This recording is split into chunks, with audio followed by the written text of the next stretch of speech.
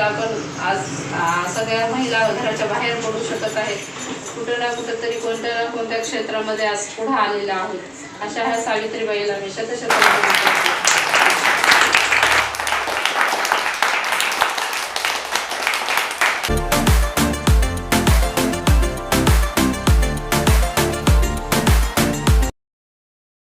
महिला पालक वर्गांना आपण आज बोलावलेला आहे। आजचा कार्यक्रम हा असा आहे की 8 मार्च म्हणजे ही जी चळवळ आहे ही खरं तर अमेरिकेतून सुरू झालेली आहे आणि ह्या चळवळीचा पूर्ण जर मागोवा घेतला तर आपल्याला असं समजतं की महिलाही कुठे कमी नाही आहेत। त्यांनी स्वतःवरनं कुठेतरी आंदोलन करू शकतात आणि विरोधाच्या विरोधात ते उभे राहू शकतात। त्यांना जो ते विरोध होतो तिथे जिथे त्यांना अडचण येते त्या अडचणीच्या विरोधात ते उभे राहू शकतात आणि सर्वांना दाद मागू शकतात किंवा न्याय मागू शकतात। हे आपण इथे समजू शकतो।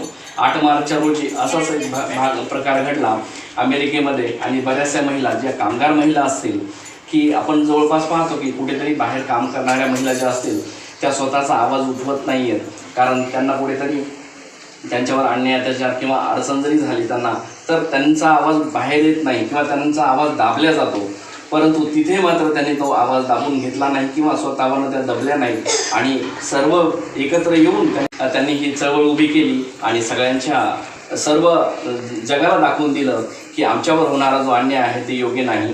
त्याच्यातून आम्ही एवढं समजू शकतो किंवा जगभरातल्या स्त्रियांना असा संदेश जातो की आम्हीही कुठेतरी आमच्या हक्काविषयी आपल्या व्यक्तींना बोलायला पाहिजे किंवा समोरच्या व्यक्तींना बोलायला पाहिजे आणि आपल्या न्यायासाठी आपण नक्कीच उभं राहायला पाहिजे। हे आपल्याला ते सांगतात की प्रत्येक पुरुषाच्या कार्यामागे स्त्रीचा पण हात असतो तितकाच आणि हे पण आपण समजायला पाहिजे, कारण तिनं जर थोडाफार जर आधार काढून घेतला तर आपल्याला बरीचशी अडचणी होऊ शकते।